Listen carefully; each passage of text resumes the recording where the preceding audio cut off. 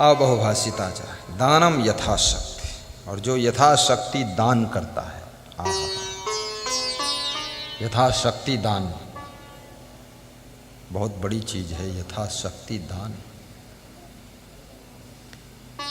जैसे बकरी के पास में दूध दुहने जाओ, यदि 200 ग्राम दे दे तो भी तुम खुश हो जाओगे, लेकिन भैंस के पास दूध दुहने जाओ वो 50 ग्राम दे, तुम खुश होगे कि दुखी होगे? तुम दोबारा उसके पास जाइए न। तुम तो लेकर गए थे बड़ी बाल्टी की 10 लीटर दी 100 ग्राम। तो हैसियत भी देख लो, मेरी हैसियत क्या है। ये थोड़े है कि वो सोहन भाई ने 100 रुपये दान दिए तो हम भी 100 दे। अरे नहीं, मेरी हैसियत है 500 की तो 500 दान दूंगा, 1000 की हैसियत 1000 दूंगा, लाख की हैसियत तो लाख दूंगा, कम नहीं दूंगा, अपनी हैसियत के अनुसार दूंगा। आप टोल टैक्स पर देख लीजिए, आपकी छोटी गाड़ी है तो कम टैक्स पड़ेगा, और बड़ी गाड़ी तो ज़्यादा टैक्स पड़ेगा, और 50 चक्का की गाड़ी है तो फिर 10,000 टैक्स भी पड़ सकता है। चक्का के हिसाब से टैक्स पड़ता है, कितना लोड गाड़ी लाते। ऐसे यथाशक्ति दान करना चाहिए। और दान करने से क्या होता है? कुछ लोग सोचते हैं अरे दान वान सब बेकार है। बेकार नहीं है, दान से घर का दरिद्र दूर होता है। हाँ, दान का पात्र ढूंढना चाहिए, गलत पात्र को दान नहीं देना चाहिए। अब तुम शराबी को दान दे दो तो उसको तो और बर्बाद कर दिया तुमने। पहले पीता था 100 ग्राम, अब पिएगा 500 ग्राम जाकर। उसको नहीं देना है। दान उसको देना है जो तुम्हारे दान को हजारों के कल्याण में लगा दे, उसको दान देना चाहिए। ऐसे दान नहीं देना।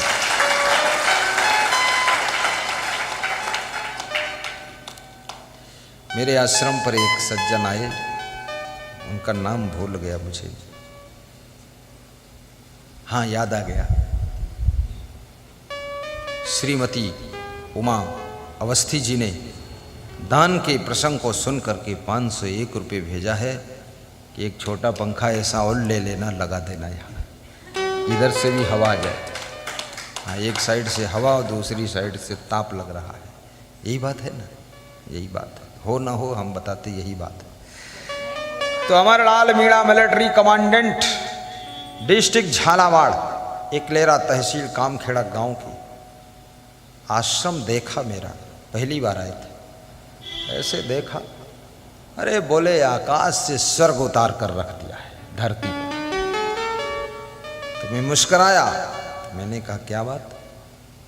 बोले का जो तुम कहते हो वो करते हो। तो हमने कहा कैसे? बोले प्रवचन में सुनाते हो कि मकान अच्छा बनाना चाहिए, दुकान अच्छी बनानी चाहिए, आश्रम टाप का बनाना चाहिए, वो तुमने टाप का बनाकर भी दिखाया है। वो कहते हो करते हो। मैं आपसे भी कहता हूं, मकान भले ही छोटा बनाना लेकिन सुंदर बनाना, और 3 मंजिल का बनाना, नीचे सामान और मेहमान, गाड़ी वाड़ी, मेहमान को नीचे रखो, जाना चाहे निकल ले, जल्दी चला जाए। दूसरी मंजिल में तुम, तुम्हारी पत्नी और जिनकी शादी नहीं हुई वो सब बच्चे कंट्रोल में रखो, और तीसरी मंजिल में बहू और बेटा, उनकी फैमिली ऊपर डाल दो। कभी लड़ाई झगड़ा करें तो तीसरी मंजिल से कूदें तो कूदे दो, कोई बात नहीं, हाँ जाने दो। कूदेंगे क्यों? हमेशा मकान को ऊंचा ही बनाना चाहिए। मैंने एक बहुत बड़े इंजीनियर से पूछा, राजेश गुप्ता, कोटा के इंजीनियर, तो उन्होंने 6 मंजिल पर उनका कार्यालय था, वहाँ पधरौनी रखा। तो मैं गया तो 6ठी मंजिल पूरा ऑफिस था, बहुत बड़ा इंजीनियर है। तो हमने कहा गुप्ता जी ये 6ठी मंजिल पर क्यों रखा इतना ऊंचे, लिफ्ट बिगड़ जाए चढ़ना मुश्किल है। बोले इससे फ़ायदा है गुरुदेव। ठीक है। तो उनके यहाँ देखा तो ऐसा सजाया था, तो मैंने सोचा ये इसका हो सकता उद्घाटन हो आज। उसी में बोला, हमने कहा क्या उद्घाटन है? बोले उद्घाटन 2 साल पहले हो चुका है। तो हमने कहा बहुत सजाया। बोले आपका आगमन है इसलिए सजाया। हाँ, आप कोई कम है क्या? सब एक तरफ और तुम अकेले एक तरफ काफ़ी हो, तुम्हारे लिए सजाया हो। गुब्बारे उब्बारे लगा करके बड़ी स्क्रीन दिखाया। बोले ये गुरुदेव 10 फीट लंबी स्क्रीन है, ये प्रवचन होता है यहाँ आपका, ये जितने हमारे इंजीनियर हैं सब सुनते हैं। 1 घंटा सुनना अनिवार्य है, नहीं तो यहाँ रखूँगा नहीं नौकरी पर। सुनो, दिमाग सुधार के रखो। हाँ, फिर मुझे ले गए अपने कुर्सी के पास और एक खिड़की खोला, कहा यहाँ से देखो मेरा घर गुरुदेव। देखा, हमने कहा कौन है? बोले 3 किलोमीटर दूर है, 14वीं मंजिल पर मेरा घर है, वो देखो, उद्घाटन होगा तो आपको बुलाऊंगा। बोले बन रहा है 14वीं मंजिल पर।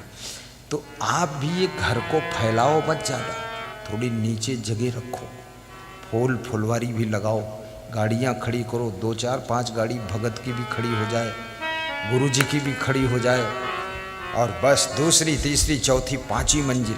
और महंगा नहीं है लिफ्ट, 5 लाख में लग जाता है। जगह खरीदो तो 5 लाख में कितनी मिलेगी, और 5 लाख की लिफ्ट 10 मंजिल पर पहुंचा देगी। तो ऊपर बढ़ते चले जाओ, आखिर एक दिन ऊपर जाना है और ऊपर चले जाएंगे। हाँ, ऐसा सुंदर डिजाइन भी सुंदर बनाइए मकान की। बिजली ना हो तो भी हवा आनी चाहिए, रोशनी मिलनी चाहिए, धूप लगनी चाहिए, खुला खुला लगना चाहिए, ओपन फैलहर लगना चाहिए, कंजेस्टेड नहीं लगना चाहिए, सुंदर ऐसा बनाइए मकान। तो तुम कहोगे पैसा नहीं है, ऐसा कैसे बने बिना पैसा? तुम बनाने का संकल्प लो, गुरु जी के आशीर्वाद से पैसा भी हो जाएगा और जैसा बता रहे तैसा बन भी जाएगा।